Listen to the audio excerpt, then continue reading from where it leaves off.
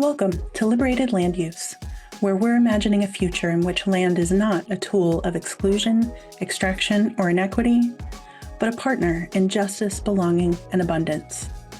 Rooted in anti-racism, pro-Black and Indigenous principles, and a just transition framework, we're making room for transformational change, emboldening you to reclaim the policies and practices that shape your neighborhood, your city, and your life. We're your co-hosts, Yodit Mesvin-Johnson and Jessica A.S. Lita.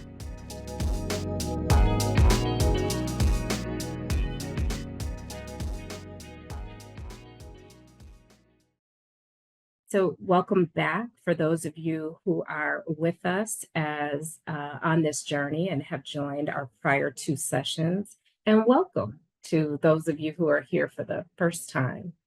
We are really glad that you're with us. Teresa's going to drop in today. For those of you who are like me and like to take notes, Teresa's going to drop in a worksheet that you can use to follow along.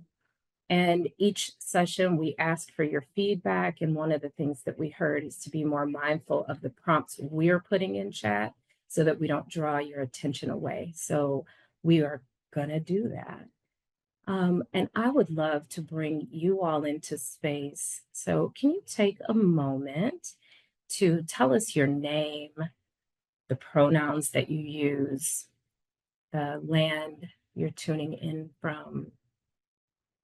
And if you were here for the last session or you watched or listened back on YouTube, what's something that stuck out for you or that you're still carrying from our last session? I'll give you a moment to drop that in. Welcome again. We are so glad you're here. I'm really excited for the show we have ahead. And while y'all are doing that, I am going to take a moment. Hey, Betsy, I'm glad you're here. Hi, Justin. Hey, Karen. Just want to, Teresa, maybe put those prompts in the chat for folks, if that's helpful. Much of what we are reckoning with at Future Root is the role of this state we're in and this United States government that clearly has lost its damn mind, carried out genocide, ethnic cleansing, and forced removal against the Three Fires Confederacy as a way to acquire land.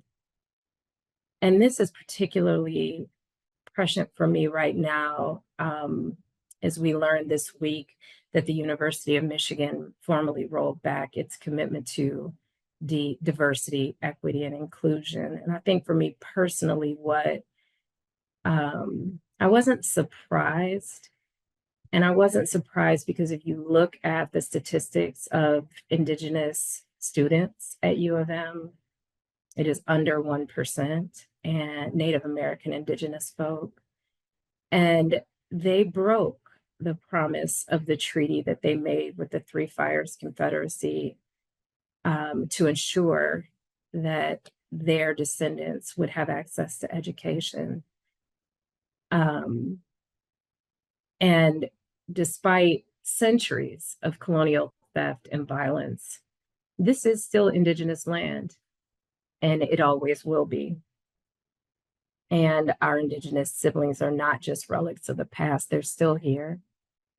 And they continue to demonstrate their talents and gifts amidst this backdrop of ongoing colonialism and oppression. And so they are worth celebrating. And the land acknowledgement is really a practice we go through as humans. The land doesn't need to be acknowledged. She knows who she is. But we need to understand that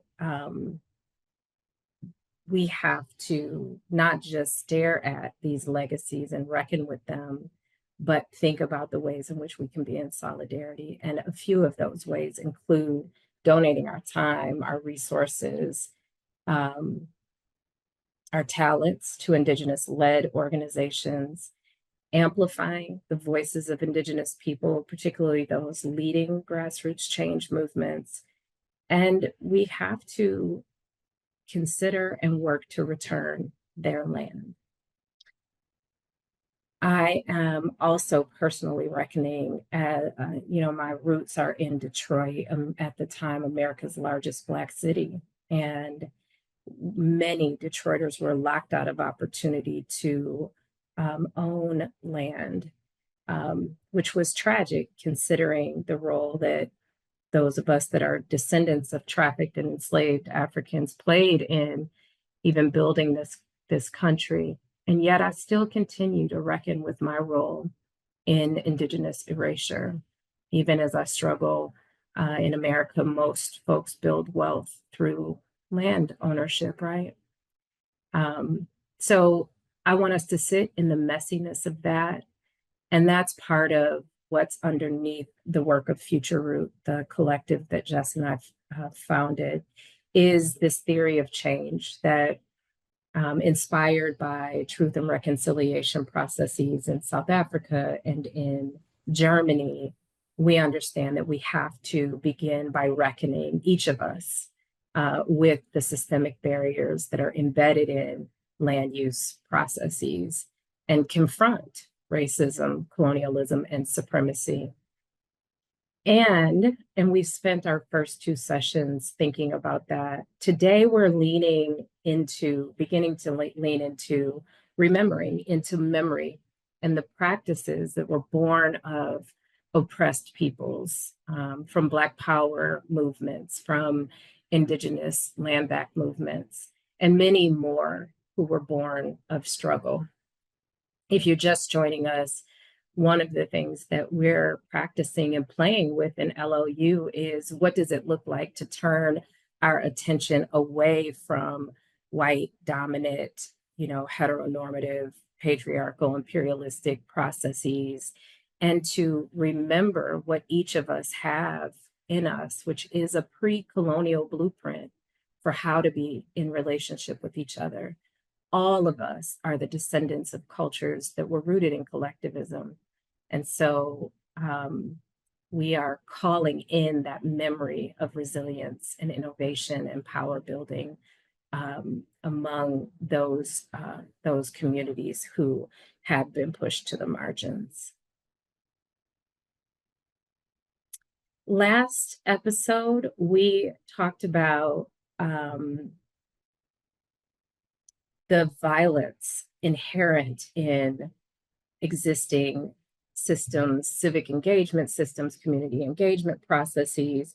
And not only is the language violent, but the process is violent. So many of us have been, have this sort of disassociation that we've been socialized into between our brains and our bodies in the land. That is a function of white supremacy, is to disconnect and divide us, to disconnect us from each other across our differences, to disconnect us within our groups across divisions, and to disconnect us from the land and the air and the water, and even from ourselves. And one of the ways that disassociation manifests is looking at buildings, whether they're houses or commercial properties, as an amenity or a commodity, rather than their own kind of neighbors to us. And so because we believe that the work of healing and restoring community, land, and practice is an inside-out job, we thought today that we would invite a decolonizing practice of a brief somatic practice together. So you are welcome to engage with this in a way that feels best for you and for your body. But I would invite you to begin by finding just comfort in the seat or standing position that you're in. Allowing your feet to settle to the ground, uncrossing your legs if that feels good. And if it's easeful for you, you may turn off your camera. You could close your eyes or even just lower your gaze.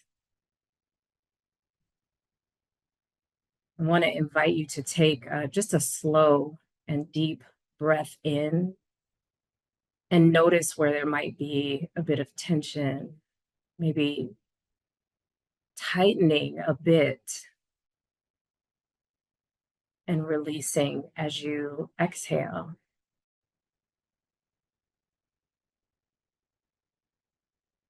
Maybe allow yourself to get even 1% more comfortable. And now bring your awareness to the places your body touches the earth or the floor beneath you. Imagine with me roots extending from the soles of your feet or your seat and reaching down into the land below. These roots may stretch deep into the ground, touching soil, stone, water, memory. Imagine them carrying with them the stories, the struggle, the resilience of the communities you come from. Breathe right there into that connection.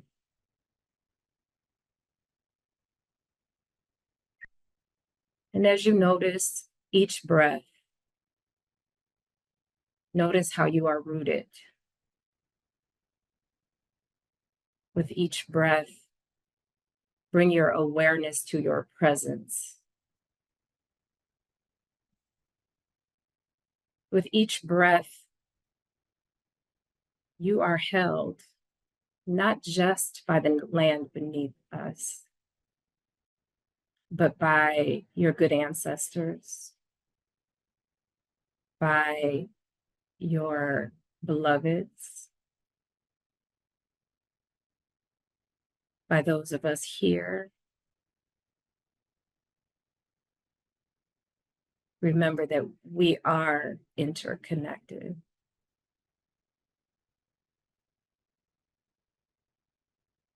Remember the possibilities that are with you. And as we take one last collective breath, we breathe in new ways of being. We breathe out harmful processes.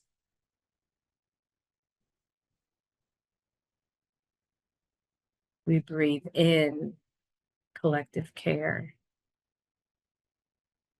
We breathe out that which separates us.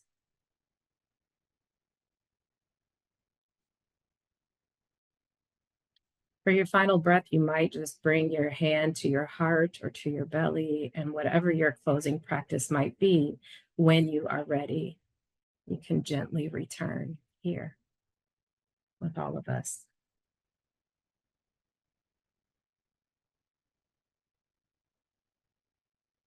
Thank you. Bell Hooks writes that marginality, we use this word, you're welcome, Michelle. We use this word in our description of bringing the margins to the center. I love that in her book, Marginality as a Site of Resistance, that Bell Hooks reminds us that margins are much more than a site of deprivation. She says, in fact, I was saying just the opposite, that it is also the site of radical possibility, of space, a space of resistance. And that is why we are bringing margins to the center to learn what is happening there, what is happening at the margin that we each need to understand. And by margins, we are specifically talking about folks who have been locked out of opportunity to experience a full and thriving life, whether that's, I see we have one of our partners from Justice Indeed on this call. We have been for the last several years not only uncovering, but documenting over 10,000 racially restrictive covenants in Washtenaw County. My work sits at the intersection of racial and economic justice. We can correlate a kind of racist apparatus like a racially restrictive covenant with the realities of contemporary experiences of Black people in Washtenaw County, of working class people in Washtenaw County. I mentioned the university at the top of the call. I'm disheartened by what happened when I consider that they are also the largest landowners in Washtenaw County, that they have been complicit in driving housing inaffordability. So we invite what Mother Hooks called this idea of margins being a space of resistance. And today, I want to ask, I'm inviting us to think about what it means to decolonize our community engagement processes, including how we position the other in our mindsets around engagement. Some would call me a community engagement expert, and I can tell you that often community engagement processes are like an insurance policy. The decisions have already been made, and the engagement is for the sake of checking boxes. But what might it look like, y'all, if we really brought margins to the center? And as a reminder, liberated land use is a place of practice, a place of learning. So today we are focused on how we decolonize our relationships with place and land by restoring our deep connections with ourselves, our people, and our place.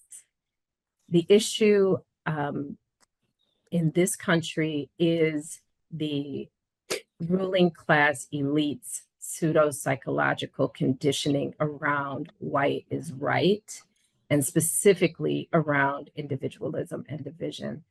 And the inherent violence of these processes, the language and the ways in which that socialization, this water that we're in, I like to say the water is sick and we keep treating the fish, that it hinders our ability to reach transformative solutions. And yet, we know that there are people like our guest today, our conversationalist guest today, who are working in community-centered creations like Avalon Village. And I'm really excited to learn from Mama Shu, who I'll introduce in a moment today. And then just an ongoing practice of connection and care and solidarity in service of more just cities. And so I'm gonna call out some other examples, and I'm gonna ask you to do the same to help us think about what else could be possible. And before I introduce our cherished guest, I want to just bring your attention to a framework that comes out of the labor movement. It may be familiar to some of you, this idea of a just transition. And when I talk about the water being sick, I'm essentially saying we've been tinkering in broken systems. The way that land use planning is working presently is broken. And I want to say that kind of tinkering makes incremental change, but it doesn't necessarily transform the experience of our community members, whether that's, the public square to talk about ideas. My God, y'all, I peeked in on Nextdoor yesterday. People are all up in arms about Ann Arbor's comprehensive land use process. And you can just see in the comments and the posts the way in which people are orienting themselves to individualism, what's best for them, the way people are sort of arguing as opposed to deep listening. And so much about what I was witnessing is the way these violent systems work. So even those who have opposing views are caught up in a system that was designed for us to fight, to break. Community engagement isn't broken as it is now. It's doing what it was designed to do, which is to extract and appease and to maintain some degree of control. But we have to engage and just transition names that we are operating within this extractive economy, right? one whose worldview is centered around consumerism and colonial mindsets, where wealth and power are enclosed, where work and labor is exploited and resources extracted. And the governance, the way in which we are governed in this country, is really rooted in militarism, command, and control. So we can wag our fingers at the broken systems, and we can begin to build anew. We can begin to create a regenerative economy, a worldview rooted in care and sacredness. I do believe the power is in the people. And so we can shift economic control towards our communities. We can democratize wealth and work. We can and are already advancing ecological restoration and driving for racial justice and social equity.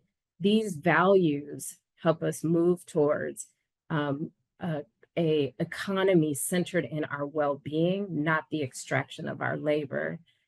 Work that is cooperative. We were meant to be working in that way, and regenerative resources, and ultimately governance that's rooted in deep democracy, which does in and of itself ensure that all voices are heard and that margins are at the center. So I want to call that in. I want to invite you, each of you on this call, to think about the ways that we can practice self-governance daily in our homes and in our workplace and even in the state house. We can't just continue to govern under these existing structures. We've got to start to remake the shape of governance and to be more democratic, and in order to be more democratic and ecologically responsive.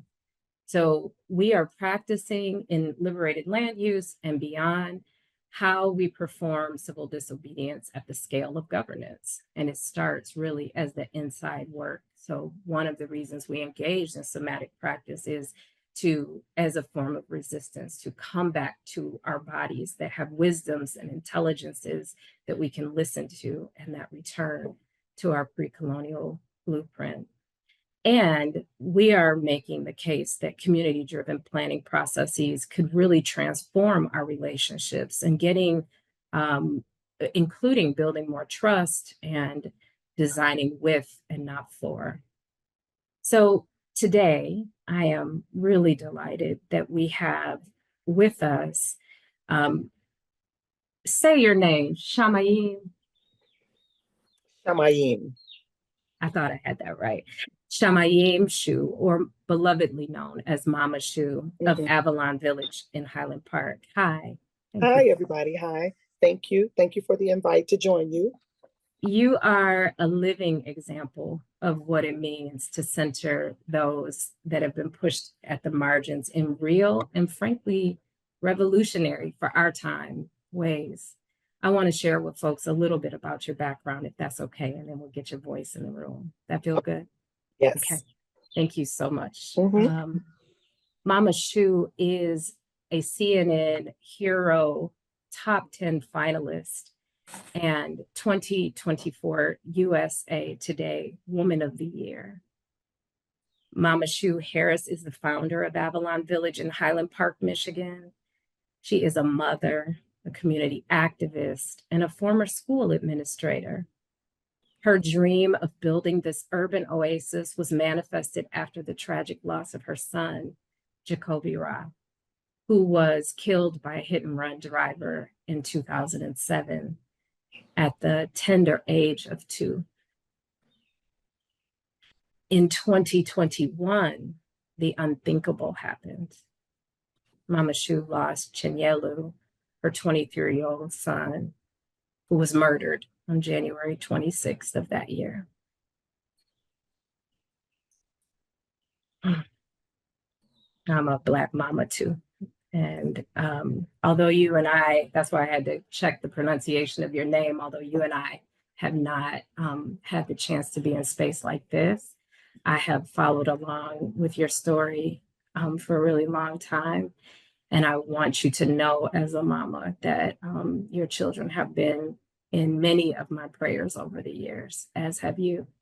Thank you. Thank you so much. Yeah, they're all ours. All the babies belong to us. But rather than fall into despair, which you would have had every right to do, sis, Mama Shu chose to heal and honor the memory of her sons by transforming blight to beauty and creating something wonderful with the people of Highland Park. You've assembled a team to help build Avalon Village, which is a sustainable eco village on Avalon Street between Woodward and 2nd. The village currently owns 40 plus acres of land and 6 houses with plans to acquire more property as you grow. Honey, that homework house, when I tell you doing a whole dance, watching, I just absolutely love it. Thank you for being here. Thank you so much. Thank And you. welcome Thank you so much. Thank you, everybody. I know that on my end, your volume is a little bit low. So Okay, if hold it's on. possible, yeah. Let me see. Hold on. Can you hear me better? Yeah, Better? it's okay. We'll listen. We'll listen close. Okay. Gotcha. And I just adjusted my volume too. How are you? How you coming into space today? I'm good. I feel good. Feel relaxed. You know, got a couple of things to do in the village and everything, but it's a good day. And it's actually, the weather is very nice today. So we're out. Especially after yesterday. Yes. And I'm ready to sit on the porch, but there's big puddles of water. I'm looking out on Woodward Avenue right now. I'm sitting at my desk and I'm looking out on Woodward Avenue right now. Yeah, just getting ready to drink some juice and chat with y'all. I love it. I love it. Is there anything more about the identities or communities that you're bringing into today's talk that you want to share before we move into some questions? What exactly do you mean? Yeah, so people know me in the context of my work at Liberated Land Use. They may not know that I'm a poet, right? They may not know that I'm a daughter of Detroit or a descendant of Ethiopia. So just want to invite the fullness. You know, when you get to that celebrity status, all they know is you Mama Shu in Avalon Village. But if there's anything else you want us to know about identities and communities that are important, that's interesting. welcome. Thank you for asking. Yeah, because you're right. A lot of people do figure that, just Mama Shu because we're out there with our work. But actually, like I said, I was a school administrator for 27 years. I work with the school system, the schools in Michigan. And and I was also a charter commission. I helped to rewrite the charter for Highland Park, Michigan. They needed to be revised. It hadn't been revised since 1968.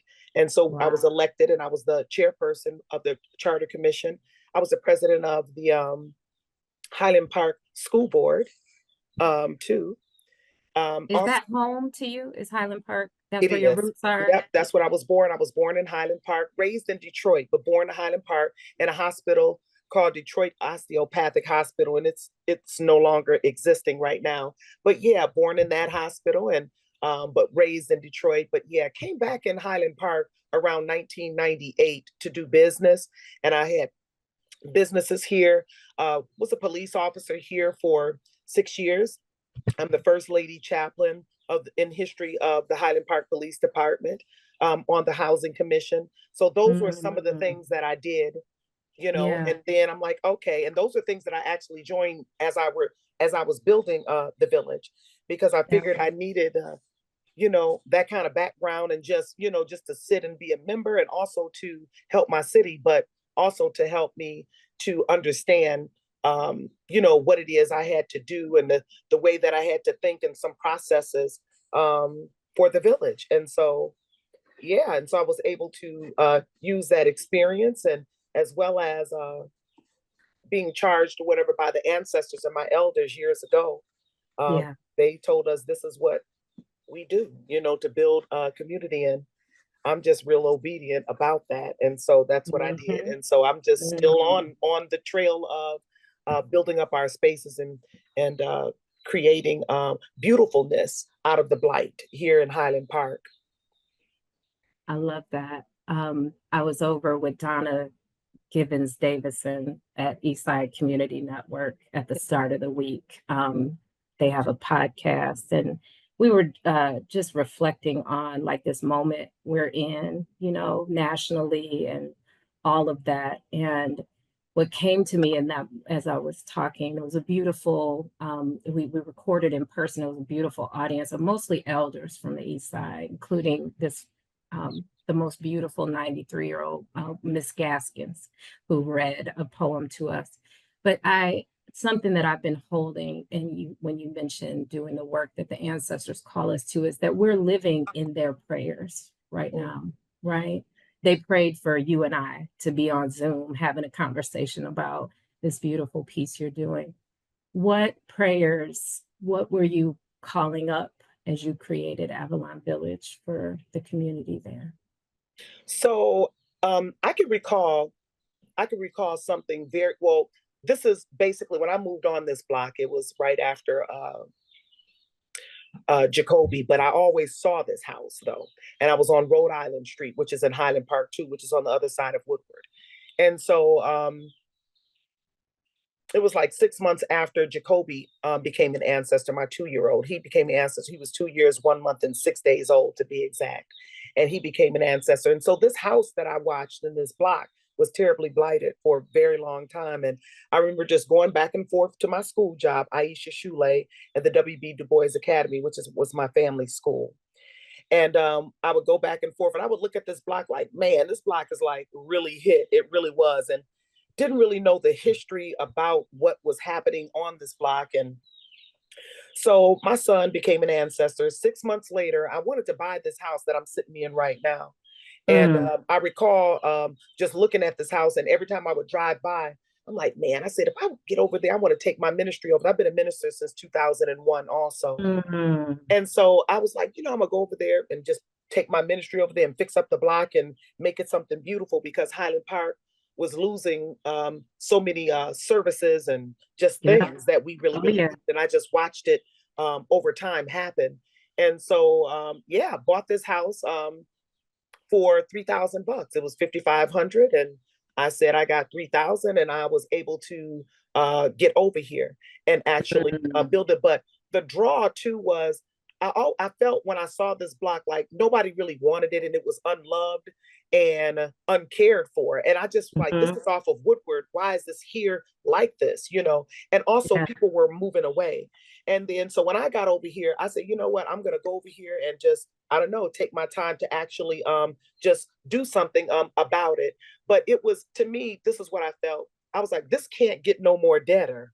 That's all. Like I was like, this just can't just get no more beat down. I'm like, you know what? Let me just and to me, it was a phoenix rising. And for me, and it just may sound like a cliche or whatever, but the vision of it, it was very, very vivid. And when I saw it, it was just colors and motions and things moving on both sides of the block. And so what I did was is just really just started working towards that. And then also I began to discover the many ancestor boys, ancestor sons that was actually killed over here on the block. There was a lot of crime. There was drug selling, you know, just all of that. This block was actually one of the most notorious blocks in Highland Park, period. My police chief told me that. He would say, Harris, he said, you over there fixing up that block. Do you know the police was called 6, 7, 8 times? Almost, I mean, several times a week. And so that is what brought it to its demise. And so it had a zenith and fall, and very beautiful Highland Park, very beautiful city, a city of trees, best school systems, just, you know, everything. And so, but yeah, I just came over here, and, you know, when I got over here, folks thought that I was really crazy. They really did. They really thought that I was out of my mind because the block was so hit, you know? But I didn't feel that way at all. I was like, you know what, this is just basically going to take some work, and I'm just going to do a little bit at a time.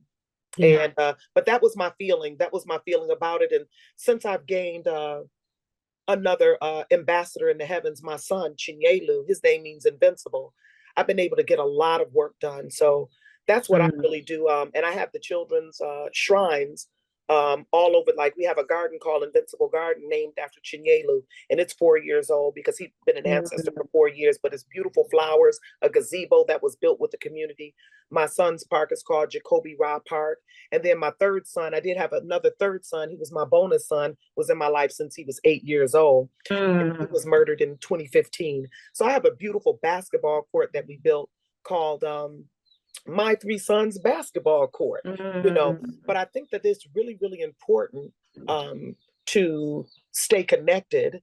But I'm gonna tell you about this one particular thing that really made me say, you know what, I'm finna build the village. Okay. So, and then I want you to tell us about the village, like teleport us to where you are. I can hear the birds chirping as you're Yes, they have. I got my window open. I can feel the aliveness around you, and contrasting that with what you described you saw those years ago when you drove on that street. So definitely, tell us that piece, and then bring us with you, please.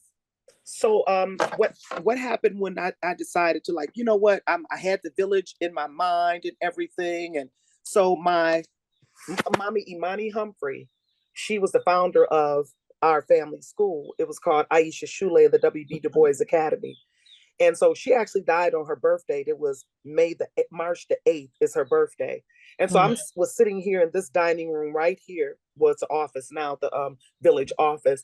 But I was sitting here, and then I heard her say, and this was like on her day, it was like 11 something, and she died. And then I heard her say, "Gone, Shamayim, gone." Like that. I just heard that real clear. Gone. Well, no, I heard next. That's what I heard first. Next. And then I heard gone, Shamayim, gone, like that. And I just kept hearing it. I'm like, oh, okay then. And then that is when I really just started putting all the pieces and everything together, around 2016 to really start doing everything. Was cleaning up, y'all, for all of those years that I came over here in 2008. When I purchased the house, and it was boarded up, stayed in it when it was boarded up. And I didn't even have a bathtub or a shower, anything. The water was on. And I remember taking a bath. I remember going in the basement with my flip-flops on and my robe, and going in the basement and turning the two faucets on, and had my little bath gel and everything. And I hurried up and bathed and just rinsed myself off, and I would run upstairs because it was, it was chilly, and I remember, and that's how I lived for a couple of years here in this house, as far as, just getting things fixed a little bit at a time. But this was the very, very first entity in the village, was the house that I'm in right now, which is our administrative house. And it is also my Moon ministry that I'm a minister over. So this is basically like our spiritual center. And we also have Avalon Village offices inside of this house. And so simultaneously, I built Jacoby Ra Park because it was 6 months after. And that's when I came over. And that was in 2007. Then 2008, I signed papers and bought this house. And then just— Can I pause you for just a sec? You help me here if I get this wrong, but so this horrific, loss, right, of your baby, brings you to land and to place and to creating, you said you after you acquired the house and you kind of finding your own footing and creating what this download from ancestors that you got, this move, right? And your ministry, your spiritual practice, your rooting in that. And then after that you return to the land for your baby, for Jacoby Ra. That's so powerful, just in contrasting it with this whole series. Mama Shu is talking about land use planning, right? And the ways in which it can be such a cold and disconnected process, right? We gather in the city hall meeting, and then they got the PowerPoint presentation, and then Q&A, and then maybe there's some debates back and forth about the policy or the process or the what have you. That feels so starkly different than what you're describing. So starkly different. Continue to tell me, but I'm just noticing that and just wanted to call it in. Yeah. Thank you. And to your point, building this village and building Avalon Village and just being on the mission has been actually organic. It's organically, it just organically happened. Emerge. Nothing felt rushed or anything, because I don't like that feeling. You know, I go with the flow. I go with the movements of how the moon is and what's in the heavens. And that's how I make my moves. And also timing is very, very important to me. So when that happened to my son, all of the community building and stuff, I was already doing that work in other organizations, in the school, you know, that was already, all of that was in my That's blood. who you are. Was with Marvis Cofield and them. That is who, you know, was one of my mentors and still is right now. And so, So all you of that, had these relationships I had these already. relationships You already. didn't have to start at the point you had this idea. Yeah. No, I was always connected, and because I made sure that I stayed connected. And I also knew how to stay connected with the spiritual world to make things work for me down here on the planet. You know what I'm saying? Practically, I did. And so basically, that is what I've been exercising every day. And so basically, when Jacoby died, it was, like I said, 6 months. And then I was always looking at this house though. But then I saw a dumpster, right? 6 months after he died. It was on Martin Luther King's birthday. We were still going to work on Martin Luther King's birthday because mine was like, you know, staff day. So we were still going to get some work done. But I saw a dumpster poking out. And I was like, what? I said, that house is for sale. And I've been looking at that house because I would always drive by, and I would drive by the street. And I said, you know what? I'm going to build a village. I'm going to do this and do that. But nothing was, quote unquote, mine yet, not the property or anything. And so I just basically envisioned, and I just kept it just in the area. But that day when I saw that dumpster, I'm like, oh, somebody is moving out of there. And I went, and that's when I saw the for sale sign, and then everything else was history. But I got over here and I got that particular piece of property, and then the it was several lots, and that's where Jacoby Rod Park is. And then the homework house, it's like bookends. It's like bookends. But the thing about it is that I never owned any of the land from 2008 until I bought and signed the papers for the house until about 2017. So what I did was I was basically a steward over the land. I just put my I was building basically like a vortex of energy and protection around the space and on the land. And I had volunteers that would come and help me to clean it up. It was mattresses and just, it was boats in the lots and everything. So it took me about 8 years to actually clean it up, and it wasn't like technically mine yet. So I didn't go through any red tape or anything. I just went on ahead and cleaned up the block lot at a time and cleaned up all of the alleys that was between Avalon Street and 2nd Avenue. And so that's what my attention was towards. And so I just kept at it. The second piece of, and then when I started buying the land, then I started getting it from the city. And I'm gonna tell you another instance too. It was some property now that I own now, but the city was kind of going back and forth or whatever with me about it, and talking about you got to get plans and all of this kind of stuff. And I was doing that, but somehow that wasn't the right timing for that to happen. And I remember Spirit said it was just so clear, and I was sitting on the porch and it said, "Move up the road, just go up the street." So basically, there was some other properties for me to buy that was from Wayne County Land Bank. And it was like, don't stay stuck on that. It's okay. You're going to get that, but come back to it. That's all that was. I'm like, okay. So it didn't mean that it wasn't going to happen. I wasn't going to be able to get it to build the village with. It was just like, just go down here. And so then I ended up getting the rest of the properties that was available at the Wayne County Land Bank. That just like, go get that first. And so I remember that right there happened. Building the village has been very, very like almost super magical, how things have been happening. And tell me about that. How have you, designed alongside community? I mean, it starts as this place where a lot of harm is occurring. The police chief tells you, it's one of the most violent blocks. How are you creating community? How did you and how are you creating community and belonging in the village? So how I've been creating community in the village is, one of the things is consistency. I've been very, very consistent with my actions, with the things that I say I'm gonna do. I do what I say every time. Every time Mhm. I do what I say and they see that. And sometimes in communities like this, they need to see that. A lot of times people like to pop up and do things. Well, for me, they pop up and then a lot of times it's resistance with that, like who is this, whatever. But I was from Highland Park. I was here. I'm like, okay. And I was just committed too.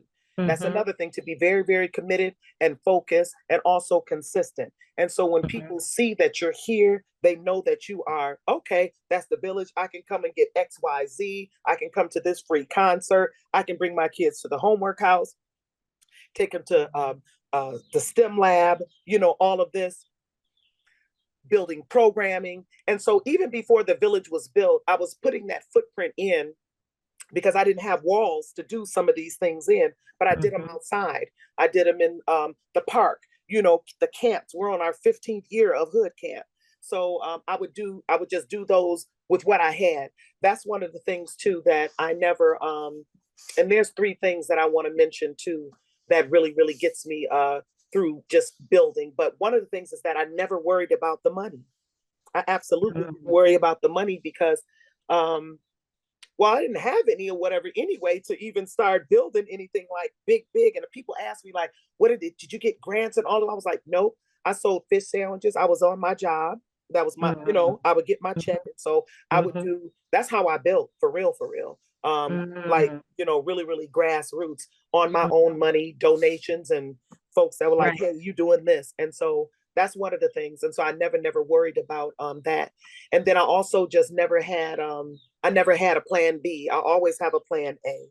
I never think about a plan B because that is distracting from what it is I set forth Mhm. out to do. So I stay focused on that.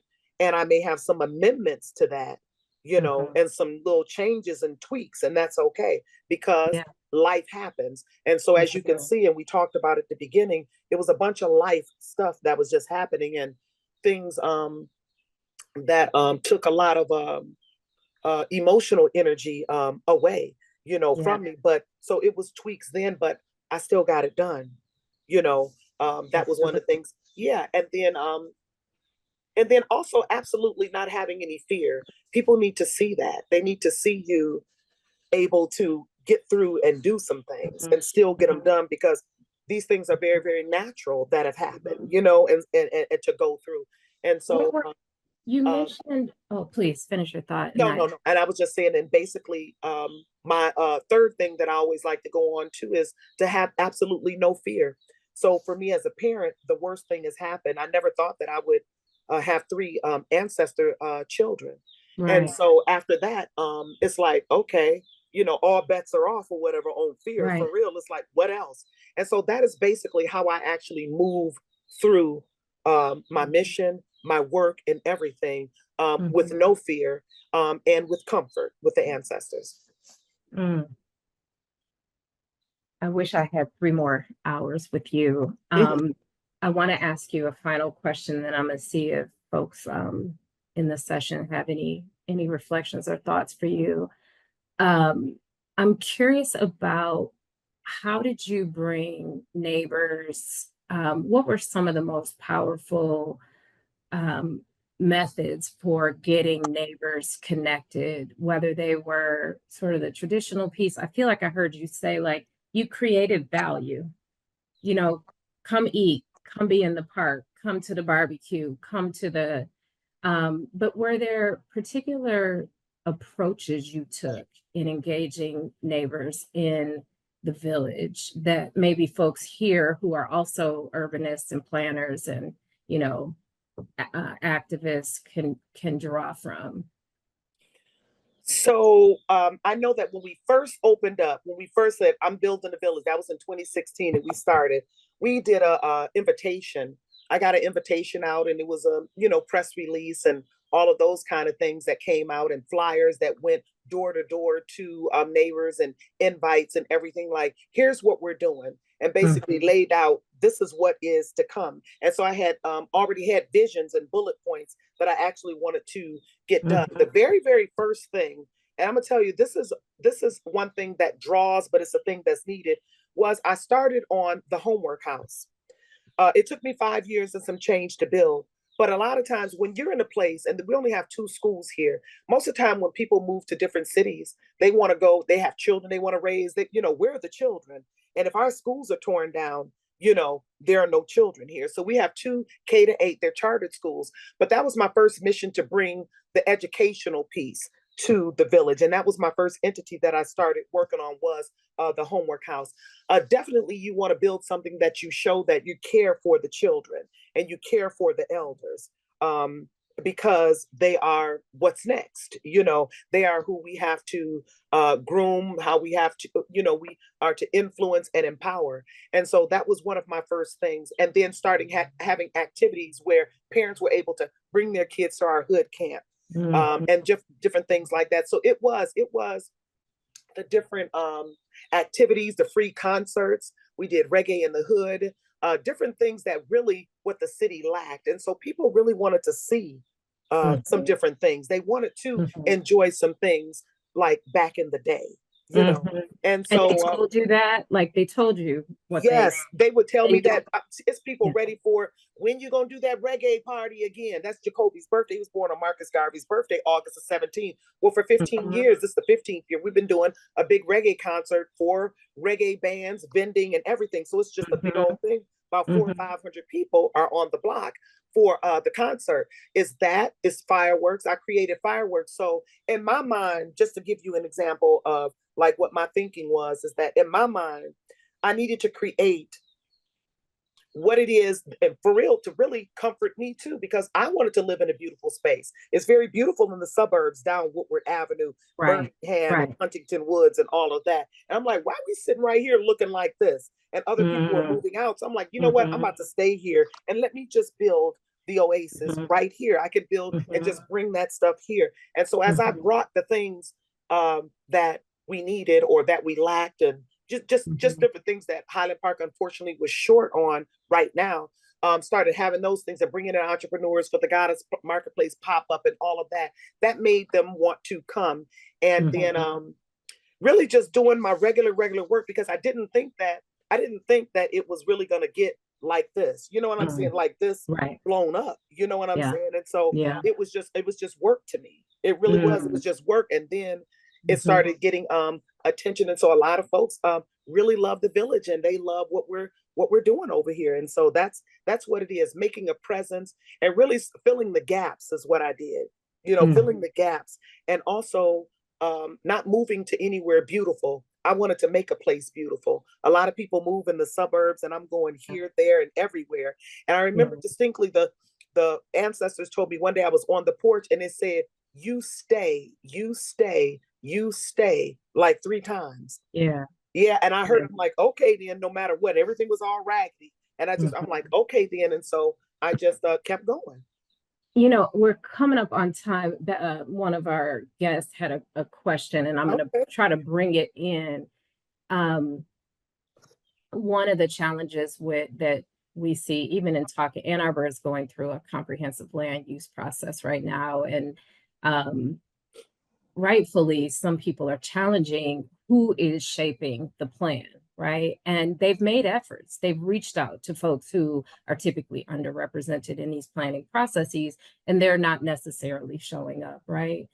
And what I heard you talking about that I think is a really important nuance is recognizing, and so this is where I'll try to pull in Betsy's question.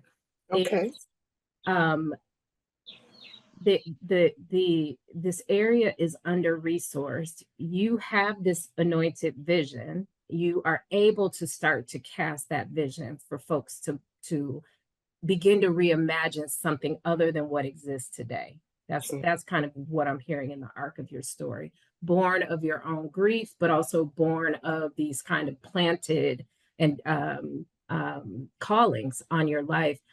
Who leads alongside you, and how have you been able to balance being the visionary, right? And really calling people to that without it being everything relies on you in order to happen. So who leads alongside you? And let me just say one more thing, folks, we would love for you to hang with us to wrap out this conversation. with Mama Shu, but know that some of you are on lunch break. So know that you can come back to YouTube if you have to stop right hard at 1 o'clock. Thank you for being with us. Go ahead, sister. So, so basically, I have a small and mighty team. Mhm. I have a strong and mighty team, and my team knows the value in what we're doing, and they are almost handpicked and sent. You know what I'm saying? I pay attention to that. So Mhm. I really didn't have everybody working on my project or this Mhm. project or this vision. You were Um, discerning. I was very, very discerning. And actually, I still am, even as it's growing and growing, and it's going to a level where I'm going to have to, I am opening up a little bit towards it. But, just think about it. It's like your child, and now it's like really growing up. So it is getting out of Yeah. hand now. It's Yeah. time. But Yeah. it's getting out. I'm like, okay, then Shu, you're going to have to, and they know me Right. like that too. Like, okay, Shu, like, I don't know. It's just a certain feeling. But my staff and my team, I have a marketing team. I have a PR consultant, which is Robin. My husband or whatever is alongside me. I have my CFO, my two daughters. Actually, my other daughter who's building a farm here at Fugu Family Farms. We have like 60 chickens and all of this. And Oh, so, my word. yes. And so each one of those people meet, and then also I pull from back when I was working with Mommy Imani in the school, and it's some of them old school, and they coming Yeah. because Yeah. they want to see that again. So I Yeah. reached back and like, okay, y'all know what I'm doing over here, bringing it. So one thing about my team too is that we and even I want to say this even about them being compensated. Everybody gets compensated, but like a regular marketing person, Mhm. we can't do it like that yet. You know Right. what I'm Right. saying? So Yeah. each of us, we get our amounts, and knowing that, I know the energy, and I select the energy that they bring. And what I do Mhm. is that I make sure that they do that. What they bring to the village is what they really, really enjoy doing. And so I Mhm. make sure that I pick, Mhm. and then put them on Mhm. certain projects, and I have them. But this is what you do, and also they have other businesses as well. So they work at the village part time, and then also they dedicate 20 hours plus, and most of them just do more because of Right. what we Because have. they love it. But it's Mhm. in the application. Anybody who wants to do something at the village and we have to, pay them, we're like, okay, so are you willing to do 20 hours, a Yeah. month in, Yeah. because we're still building. And I let them know we're Right. still building, and we want you to. So I want people to love it Yeah. first. I want Yeah. them to be connected that way, because this is not a place where you can come seriously, really, and get a check. Yeah. It's And just, it sounds like folks that are around you have a motivation besides just you for being there, right? yes. They're bought in. That's super helpful. One of the things that, and thank you for the question, Hmm. Betsy. I want you to stick Thank you, with me Betsy. if you can. If you can, Mama Shu, I want you to stick with me for a second. I just have a couple other things I want to share with folks here. Okay. Because what you've described, and I shared this with you when I reached out to you, um, one of my good friends, Shamil Maya Dobbs, is an adjunct professor at University of Detroit Mercy. And she was quickly pulled into that role from somebody else. And these are young people that are thinking about, urban planning and thinking about community-based work. And she polled the class, and most of them had never been out of the classroom as learners. So anyway, she's telling me about that, and we're catching up. And she was like, "Girl, we just decided, her and her co-teacher, Alondra Bulger, we just decided we were going to bring class to community." And she described coming to the village, and that the Mm. very first class they had was a drumming circle at the village, and I what that remember meant. that. Yes. Yeah. Mhm.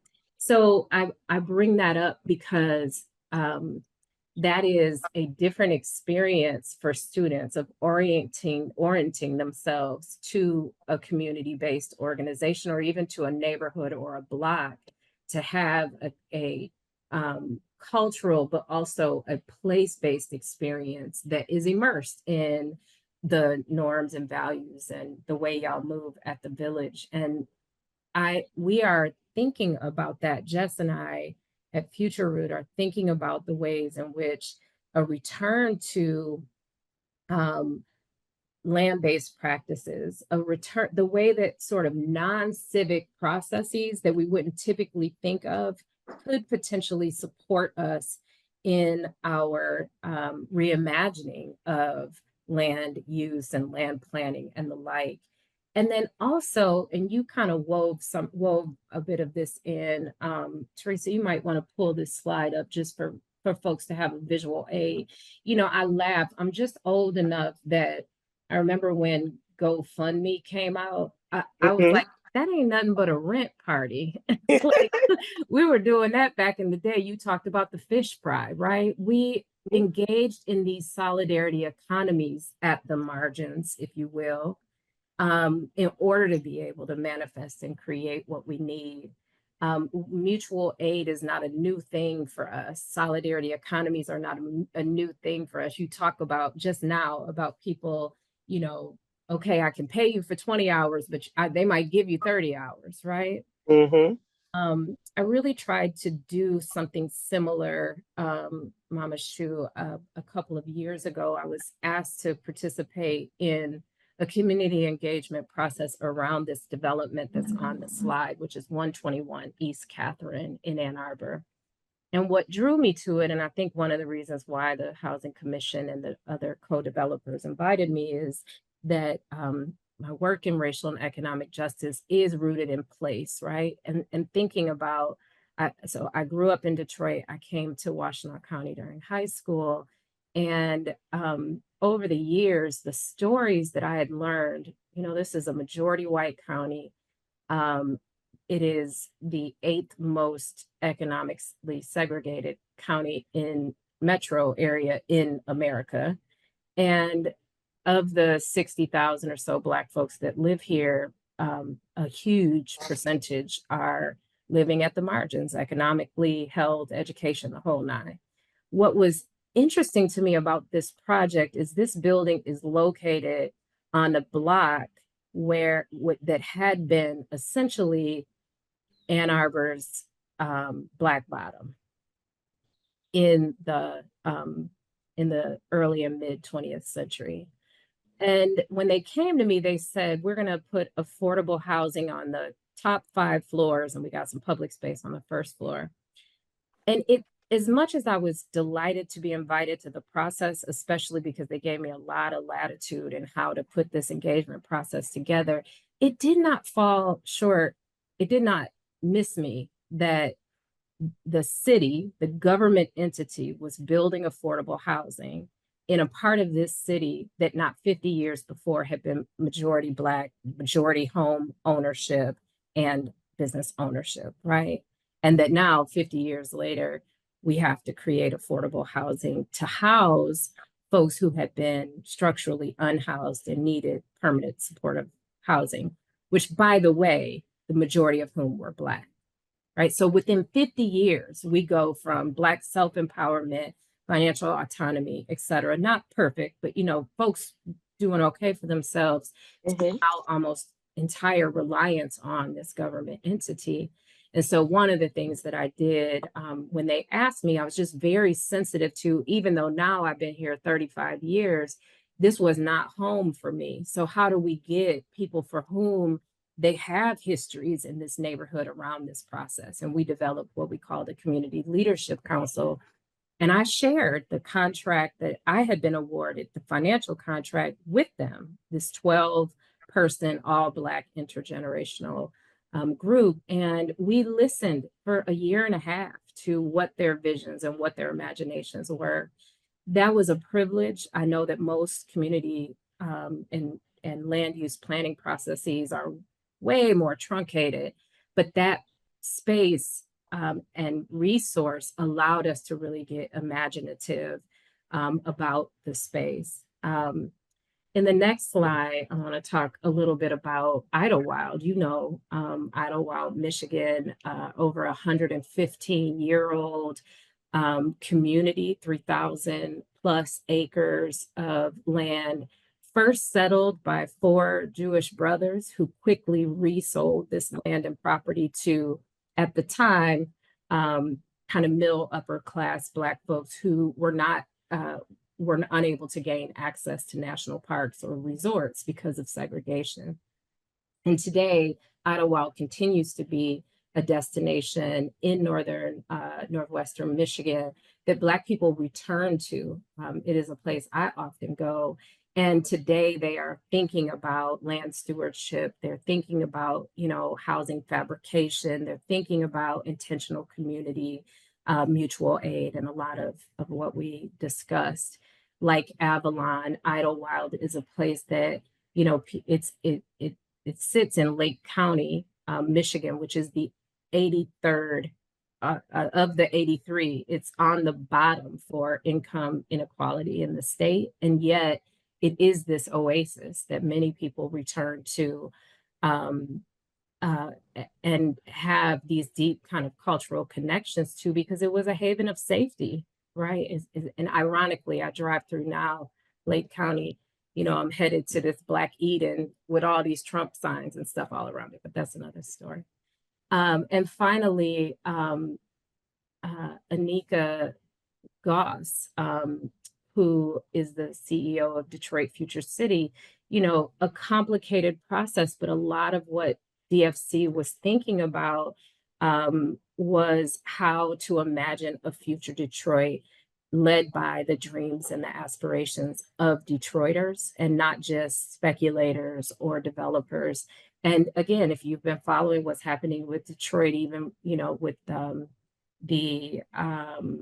most recent State of the City, Duggan's final report, there are lots of tension about who Detroit is for today. But that DFC project, which came kind of at the same, in parallel to when you were working on Avalon Village, was at the time a really innovative way of thinking about community engagement planning. So we just wanted to make sure that folks kind of had some case examples. I can call out a number of others, Cooperation Humboldt in Northern California, where the state actually returned indigenous land, the Minneapolis 2040 project, which the government leaders there actually went into indigenous communities.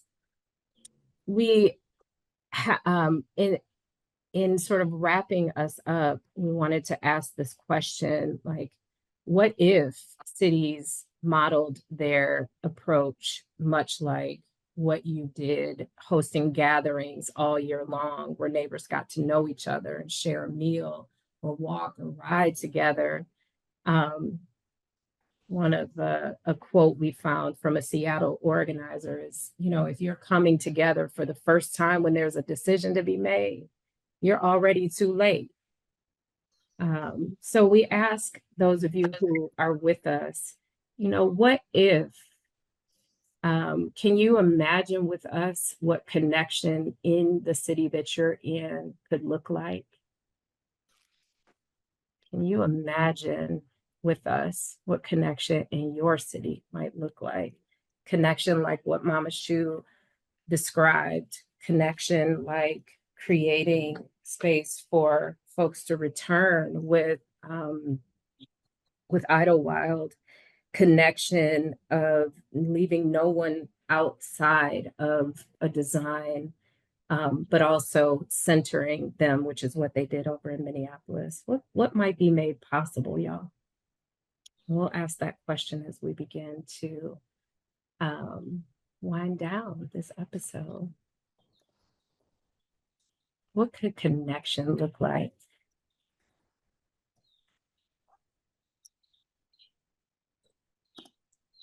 I'm going to offer, while folks consider this prompt, that there are experiences that I have where, and I don't know if this is true for you too, Shu, where you walk in, to a place and it rises up to meet you. That's how I think about the village. When I see it, like it rises up to meet you.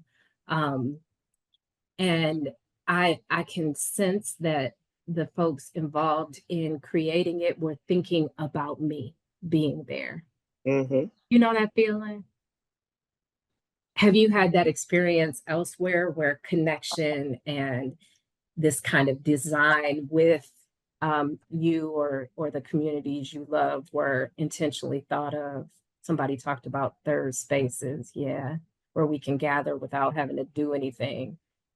Yes, I do know several of them actually, and a lot of them were younger folks who came to actually be mentored and ask questions, and that's one of the things that I do.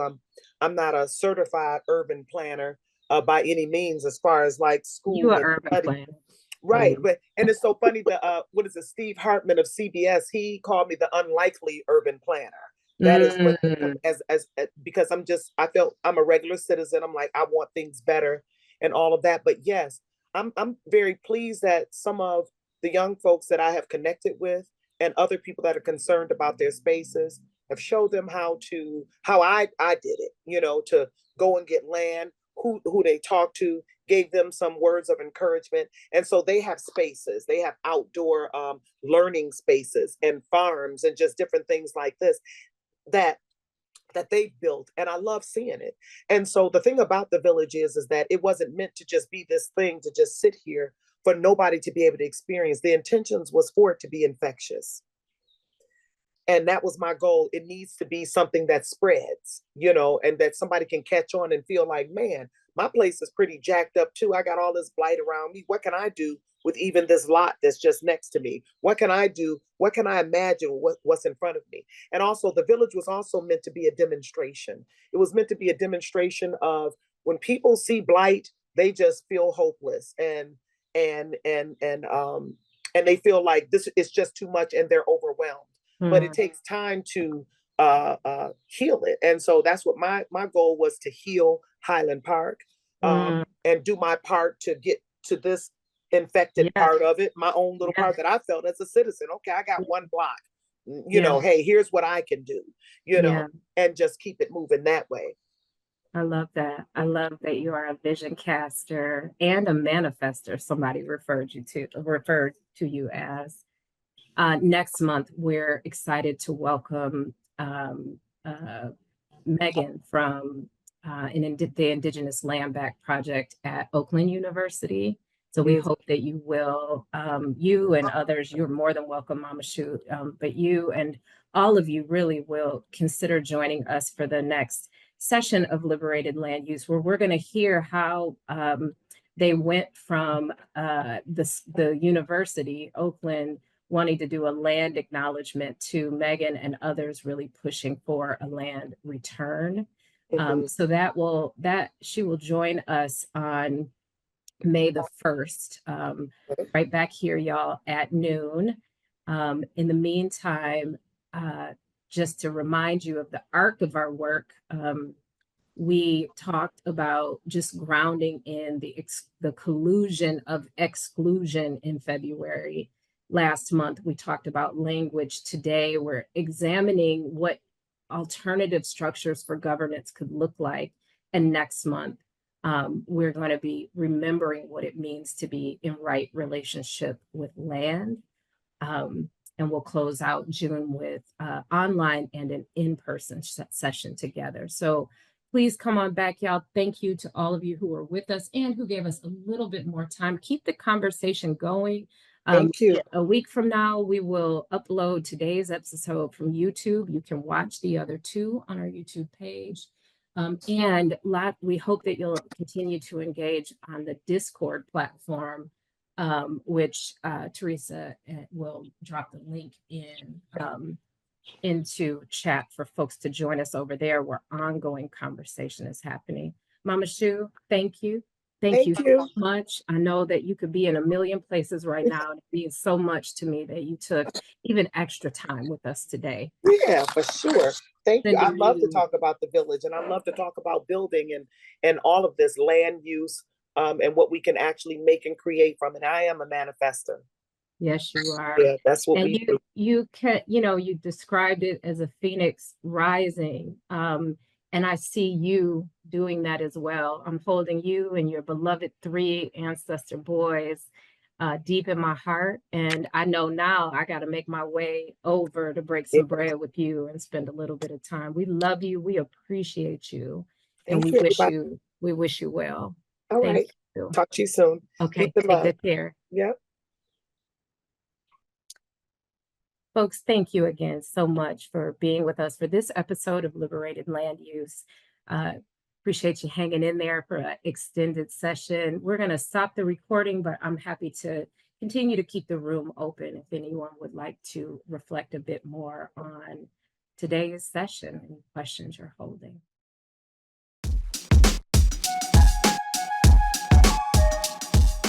That's it for this episode of Liberated Land Use. We're your co-hosts, Yodit Mesfin-Johnson and Jessica A.S. Lita. Deep thanks to team members Liz Trudeau, Marcella Omans-McKeeby, and Justin Schell for making everything look and sound as good as it does. To contact us, email hello@futureroot.co. Our theme music is CS Music by Chandrakant Shinde. See you next time on Liberated Land Use.